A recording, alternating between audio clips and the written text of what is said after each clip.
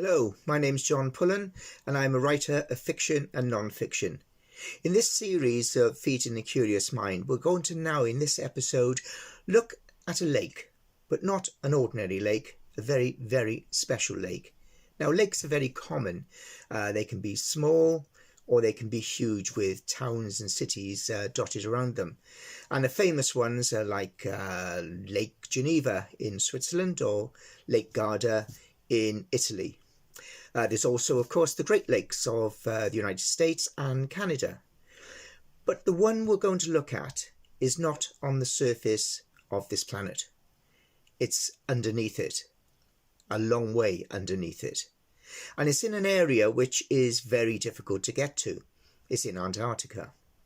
Now, this lake exists below the Russian science station, which is in the east of Antarctica. And this station is called Vostok, and therefore the lake is known as Lake Vostok. Now, most people think Antarctica may be an ice shelf, just flat, lots of ice, but it's quite mountainous. And in fact, where the science station is situated in Antarctica, it's 11,500 feet roughly above sea level.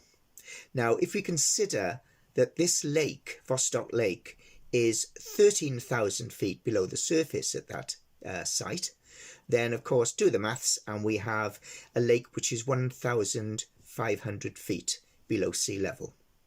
Another very, very interesting aspect to this is that the lake is made up of fresh water and not seawater.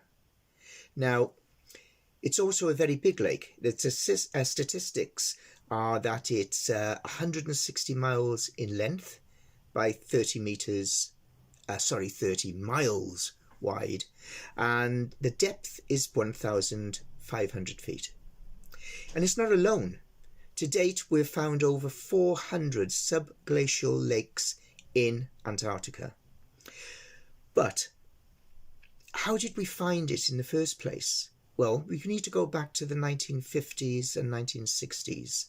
They were using seismic soundings in the area, and that's when they thought, I think we've discovered a lake. But it wasn't until 1998, using laser altimetry, that they were able to confirm the lake was there and also its size.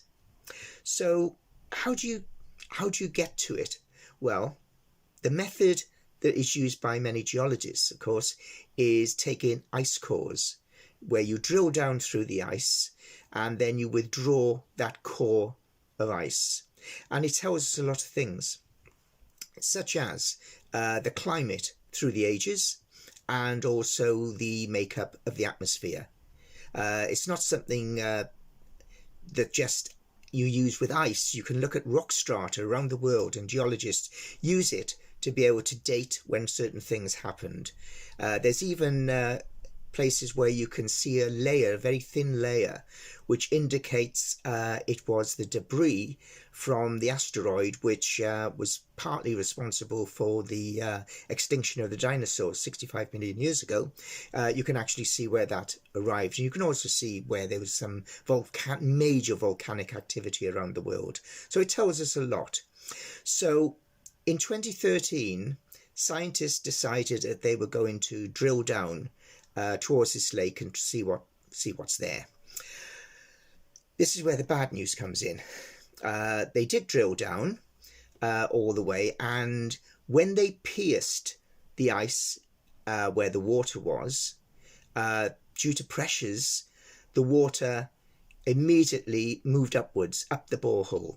This meant that it would freeze over and they would have lost the borehole. So I suppose we could say they panicked, and they got a mixture of kerosene and freon together and pumped it into the borehole to stop any of this water from freezing. Great, except for one thing. It contaminated the virgin water all those thousands of feet below.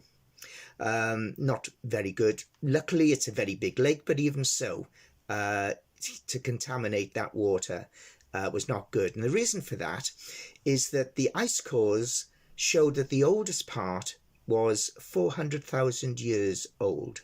That's great.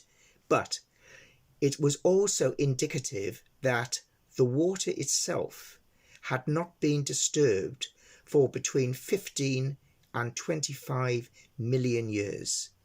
And now in 2013, they contaminated it. 2 years later, in 2015, there was another attempt to get to the lake water.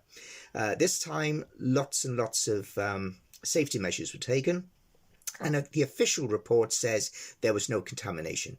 That's the official report, and I have no evidence to say that that's not true. Why is this so important? There is a reason, and it takes us from the science of geology to astronomy.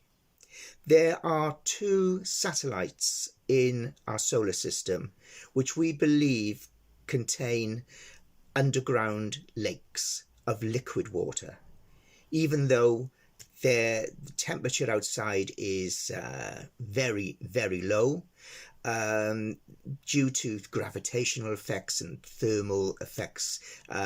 We believe that these lakes of liquid water exist. One is on Europa, which orbits Jupiter, and the other is Enceladus, which orbits Saturn. Now, taking the water, and also from Lake Vostok, if we take some of the silt from the bed of the lake, we can analyze it and look for any organisms that might exist there. If they do, then this is a very good indication that there's a possibility of life on other worlds, and that's why it's important.